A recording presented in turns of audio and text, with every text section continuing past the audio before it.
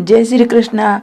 आज हम रंग भरी एकादशी की कथा और उनकी पूजा विधि और एकादशी के दिन क्या खाना चाहिए वो सब जानेंगे। जय श्री कृष्ण भगवान ने की जय। फागुन महीने के शुक्ल पक्ष की एकादशी तिथि को अमल की एकादशी की तिथि नाम से जाना जाता है। इस व्रत का हिंदू धर्म में विशेष महत्व है। इसका एक नाम रंग भरी एकादशी है। ऐसा मानना है जो भगत इस दिन उपवास रखते हैं, भक्ति भाव के साथ पूजा अर्चना करते हैं, उनकी सभी मनोकामनाएं पूर्ण होती है। ये एकमात्र ऐसी एकादशी है जिनका संबंध भगवान शिव से है। इस दिन भगवान काशी विश्वनाथ वाराणसी से भगवान शिव और माता पार्वती की विशेष पूजा होती है। मानना है इस दिन बाबा विश्वनाथ माता गौरा जी का गौना कराकर पहली बार काशी आए थे। तब उनका स्वागत रंग और गुलाल से हुआ था। अब क्या ये 20 मार्च को अमल की रंग भरी एकादशी का व्रत है। अगले दिन यानी 21 मार्च को व्रत का पारण किया जाएगा। एकादशी व्रत के दिन व्रती को एकादशी व्रत कथा का पाठ जरूर करना चाहिए। माना जाता है व्रत कथा का पाठ करने से भगवान विष्णु की कृपा से सभी मनोकामनाएं पूर्ण हो जाती है, मृत्यु के पश्चात मोक्ष की प्राप्ति होती है और भगवान शिव और विष्णु दोनों प्रसन्न होते हैं। प्राचीन काल में चित्रसेन नामक राजा राज्य करता था। उसके राज्य में एकादशी व्रत का बहुत ही महत्व था। सभी प्रजाजन एकादशी का व्रत करते थे। वही राजा को अमल की एकादशी के प्रति बहुत श्रद्धा थी। एक दिन राजा शिकार करते हुए जंगल में बहुत दूर निकल गए। तभी कुछ जंगली और पहाड़ी डाकुओं ने राजा को घेर लिया। इसके बाद डाकुओं ने शास्त्रों से राजा पर हमला कर दिया, मगर देव कृपा से राजा पर जो भी शास्त्र चलाए गए वो पुष्प की वर्षा होने लगी। डाकुओं की संख्या अधिक होने से राजा संज्ञाहीन होकर धरती पर गिर पड़ी। तभी राजा के शरीर से एक दिव्य शक्ति प्रकट हुई, समस्त राक्षसों को मारकर अदृश्य हो गई। तब राजा को चेतना लौटी। उसने सभी राक्षसों को मरा हुआ पाया। ये देख राजा को आश्चर्य हुआ कि इन डाकुओं के किसने मारा है। तभी भगवान की आकाशवाणी हुई, हे राजन, ये सब राक्षस तुम्हारी एक अमल की एकादशी के व्रत करने के प्रभाव से मारे गए हैं। तुम्हारी देह से उत्पन्न अमल की एकादशी की वैष्णव शक्ति ने इनका संहार किया है। इन्हें मारकर वह पुनः तुम्हारे शरीर में प्रवेश कर गई है। ये सुनकर राजा बहुत ही प्रसन्न हुआ और वापस लौटकर राज्य में सबको अमल की एकादशी व्रत का महत्व और कथा बताई। ताई रंग भरी एकादशी अमल की एकादशी पंचांग के अनुसार रंग भरी एकादशी 20 मार्च को रात 12:21 से शुरू होगी। इसके बाद अगले दिन 21 मार्च को सुबह 2:22 पर तिथि समाप्त हो जाएगी। ऐसे में रंग भरी एकादशी का व्रत 20 मार्च को रखा जाएगा और इसका पारण 21 मार्च को होगा। रंग भरी एकादशी के दिन ब्रह्म मुहूर्त में उठे और उस दिन की शुरुआत भगवान शिव माता पार्वती के ध्यान से करे। इसके बाद स्नान करके साफ वस्त्र धारण करे। विधि पूर्वक भगवान शिव का जल अभिषेक करे। माँ पार्वती जी को 16 श्रृंगार अर्पित करे। शिवलिंग पर गुलाल, चंदन, बेलपत्र सारी विशेष चीजें अर्पित करे। इसके पश्चात उनकी आरती करे। रंग भरी एकादशी कथा का पाठ करे, भोग लगाए, सुख शांति की प्रार्थना करे। अंत में लोगों का प्रसाद वितरण करे। हिंदू धर्म में एकादशी व्रत का बड़ा महत्व है। शास्त्रों के अनुसार हर माह में 2 एकादशी होती है, एक कृष्ण पक्ष की और दूसरी शुक्ल पक्ष की। सभी धर्मों के नियम भी अलग अलग होते हैं। खासकर हिंदू धर्म के अनुसार एकादशी व्रत करने की इच्छा रखने वाले मनुष्य को दशमी के दिन से कुछ अनिवार्य नियमों का पालन करना चाहिए। इन दिन कुछ चीजों का सेवन निषेध माना गया है। एकादशी के दिन यथाशक्ति अन्न दान करे, किंतु स्वयं किसी अन्न का दिया हुआ अन्न कदापि ग्रहण न करे। किसी कारणवश निराहार रहकर व्रत करना संभव न हो तो एक बार भोजन करे। इस दिन दूध या जल का सेवन कर सकते हैं। एकादशी व्रत में उपवास रखने वाले लोगों को दशमी के दिन ही मांस, लहसुन, प्याज, मसूर की दाल आदि का सेवन नहीं करना चाहिए। एकादशी पर विष्णु भगवान की पूजा में मीठा पान चढ़ाया जाता है, लेकिन इस दिन पान खाना वर्जित है। फलों में केला, आम, अंगूर, बादाम, पिस्ता इत्यादि अमृत फलों का सेवन करना चाहिए। सूखे मेवे जैसे बादाम, पिस्ता आदि का सेवन किया जाता है। इस व्रत में सात्विक भोजन करे। प्रत्येक वस्तु प्रभु को भोग लगाकर तुलसी दल छोड़कर ग्रहण करना चाहिए। जय श्री कृष्ण भगवान ने की जय। अब एकादशी माता की हम कथा सुनेंगे। युधिष्ठिर जी ने कहा, हे श्री कृष्ण, मैंने विजय एकादशी का महात्म्य जो महान फल देने वाला है वह सुन लिया। फागुन शुक्ल पक्ष की एकादशी का नाम मातम्य बताने की कृपा कीजिए। भगवान श्री कृष्ण बोले, हे महाभागे धर्मनंदन, सुनो, तुम्हें इसमें वह प्रसंग सुनाता हूँ जिसे राजा मानदत्ता के पूछने पर महात्मा वशिष्ठ ने कहा था। फागुन शुक्ल पक्ष की एकादशी का नाम आमलकी एकादशी है। इसका पवित्र व्रत विष्णु लोक को प्राप्ति करने वाला है। मानदाता ने कहा, हे द्विजश्रेष्ठ, ये आमलकी कब उत्पन्न हुई, मुझे बताइए। वशिष्ठ जी ने कहा, महाभागे सुनो, पृथ्वी पर अमल की उत्पत्ति किस प्रकार हुई ये बताता हूँ। अमल की महान वृक्ष है जो सब पापों का नाश करने वाला है।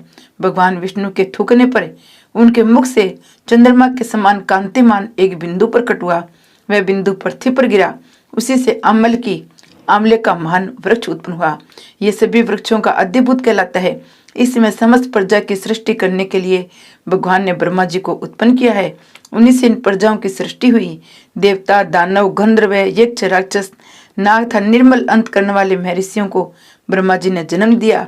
उनमें से देवता ऋषि उस स्थान पर आए जहाँ विष्णु प्रिया अमलकी का वृक्ष था। हे महाभागे, उसे देखकर देवताओं को बड़ा विस्मय हुआ।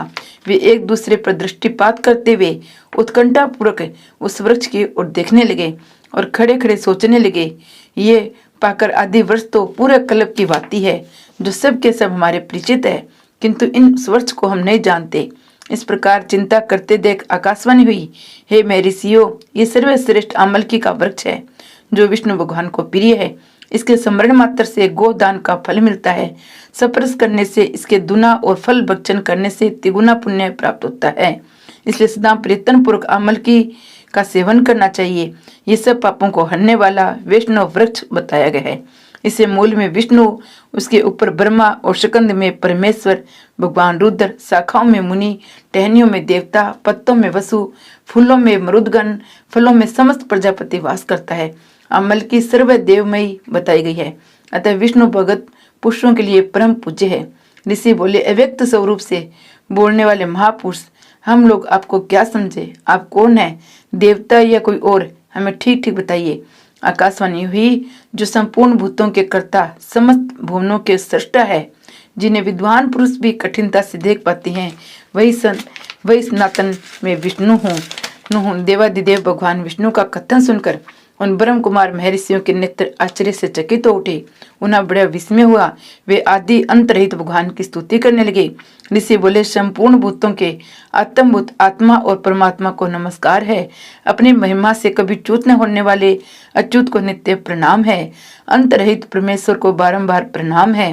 हे दामोदर कवि और यज्ञ स्वर को नमस्कार है। मायापते आपको प्रणाम है। आप विश्व के स्वामी हैं, आपको नमस्कार है। ऋषियों की इस प्रकार स्तुति करने पर भगवान श्री हरि संतुष्ट हुए और बोले, मैं ऋषियों तुम्हें कौन सा अभिष्ट वरदान दूं? ऋषि बोले, भगवान यदि आप संतुष्ट है तो हम लोगों के हित के लिए कोई ऐसा व्रत बताइए जो स्वर्ग और मोक्ष रूपी फल देने वाला हो। विष्णु भगवान बोले, मैं ऋषियों, फागुन शुक्ल पक्ष में यदि पुण्य नक्षत्र में युक्त द्वादशी हो तो महान पुण्य देने वाली, बड़े बड़े पातकों का नाश करने वाली होती है। द्विजवरों, उसमें जो विशेष कर्तव्य है उसको सुनो। अमल की एकादशी में आंवले के वृक्ष के पास जाकर रात्रि में जागरण करना चाहिए। इससे मनुष्य सब पापों से छूट जाता है, सहस्त्र गोदानों का फल प्राप्त करता है। विप्रगणीय व्रतों में उत्तम व्रत है जिसे मैंने तुम लोगों को बताया है। ऋषि बोले, भगवान इस व्रत की विधि बताइए, ये कैसे पूर्ण होता है? इससे देवता नमस्कार मंत्र कौन से बताए गए हैं? उसमें स्नान और दान कैसे किया जाता है? पूजन की कौन सी विधि है? उसके लिए मंत्र क्या है? ये सब बातों का यथार्थ रूप से वर्णन कीजिए। भगवान विष्णु ने कहा, द्विजवरों, इस व्रत को जो उत्तम विधि है उसको श्रवण करो। एकादशी को प्रातः काल दंत धावन करके ये संकल्प करे, हे पुंडरीकाक्ष, हे अच्युत, मैं एकादशी को निराहार रहकर दूसरे दिन भोजन करूंगा, आप मुझे शरण में रखे।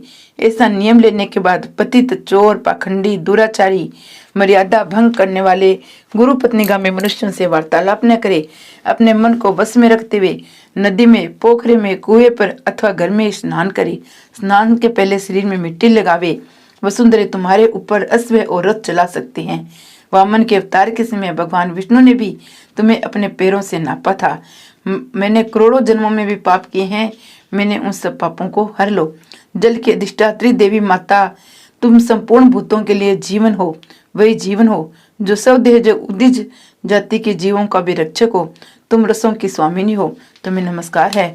आज मैं संपूर्ण तीर्थों, कुंडों, झरनों, नदियों और देव संबंधी सरोवरों में स्नान कर चुका। मेरा ये स्नान उक्त सभी स्नानों को फल देने वाला है। विद्वान पुरुष को चाहिए कि वे परशुराम जी की सोने की प्रतिमा बनाए। प्रतिमा अपने शक्ति और धन के अनुसार 1 या आधे मास से श्रवण की होनी चाहिए। स्नान के पश्चात घर आकर पूजा और हवन करे। इसके बाद सब प्रकार की सामग्री लेकर आंवले के वृक्ष के पास जाए। वहां वृक्ष के चारों ओर की जमीन झाड़ बहार करे, लीप पोत कर शुद्ध करे। शुद्ध की हुई भूमि में मंत्र पाठ पूर्वक जल से भरे हुए नवीन कलश की स्थापना करे। कलश में पंचरत्न, दिव्य गंध आदि छोड़ दे। सफेद चंदन से उनको चर्चित करे। कंठ में फूल की माला पहनाए। सब प्रकार के धूप की सुगंध फैलाए। जलते हुए दीपक को श्रेणी सजाकर रखे। तात्पर्य है कि सब ओर से सुंदर और मनोहर दृश्य उपस्थित करे। पूजा के लिए नवीन छाता, जूता और वस्त्र भी मंगा कर रखे। कलश के ऊपर एक पात्र रखकर उसे दिव्य लाजों से भर दे। फिर उसके ऊपर श्रवण में परशुराम जी की स्थापना करे। विशेष काय नमः उनके चरणों की, नोकी से दोनों घुटनों की, जंघाओं की, कटी भाग की, उदर की, वस्तल की, बाएं भाग की, दाहिने भाग की, कंठ की, मुख की, नासिका की, नेत्रों की, ललाट की, संपूर्ण अंगों तथा मस्तक की पूजा करे। यही पूजा के मंत्र है। तदनंतर भक्ति युक्त से शुद्ध फल के द्वारा देवादिदेव परशुराम जी को अर्घ्य प्रदान करे। देव देवेश्वर जन्म श्री विष्णु स्वरूप परशुराम जी, आपको नमस्कार है, नमस्कार है। आंवले के फल के साथ दिया हुआ मेरा ये अर्घ्य आप ग्रहण कीजिए। तदनंतर भक्ति युक्त से जागरण करें। नृत्य, संगीत, वाद्य, धार्मिक उपाख्यान, श्री विष्णु संबंधी कथा वार्ता आदि के द्वारा वे रात्रि व्यतीत करे। उसके भगवान विष्णु का नाम ले लेकर अमल के वृक्ष की परिक्रमा 108 या 28 बार करे। फिर सवेरा होने पर श्री हरि की आरती करे। ब्राह्मण की पूजा करके वहां की सब सामग्री उसे निवेदन कर दे। परशुराम जी का कलश, 2 वस्त्र, जूता आदि सभी वस्तुएं दान कर दे। ये भावना करे कि परशुराम जी के स्वरूप में भगवान विष्णु मुझ पर प्रसन्न हो। तत्पश्चात आमलकी का शप्रस करके उनकी प्रदक्षिणा करे। स्नान करने के बाद विधि पूर्वक ब्राह्मणों को भोजन कराए। तदनंतर कुटुंबियों के साथ बैठकर स्वयं भी भोजन करे। ऐसा करने से जो पुण्य होता है मैं सब बताता हूँ, सुनो। संपूर्ण तीर्थों के सेवन से जो पुण्य प्राप्त होता है, तो सब प्रकार के दान देने से जो फल मिलता है, वह सब उपयुक्त विधि के पालन से भी सुलभ होता है। समस्त योगों की अपेक्षा भी अधिक फल देता है, इसमें तनिक भी संदेह नहीं है। ये वर्षा व्रतों में उत्तम है, जिसका मैंने तुमसे पूरा वर्णन किया है। वशिष्ठ जी कहते हैं, महाराज, इतना कहकर देवेश्वर भगवान विष्णु वही अंतर्ध्यान हो गए। तत्पश्चात उन समस्त महर्षियों ने उस वक्त का पूर्ण रूप से पालन किया। नरप श्रेष्ठ, इसी प्रकार तुम्हें भी इस व्रत का अनुष्ठान करना चाहिए। भगवान श्री कृष्ण कहते हैं, हे युधिष्ठिर, ये व्रत मनुष्य को सब पापों से मुक्त कराने वाला है। जय एकादशी माता की जय। जय रंग भरी एकादशी की जय।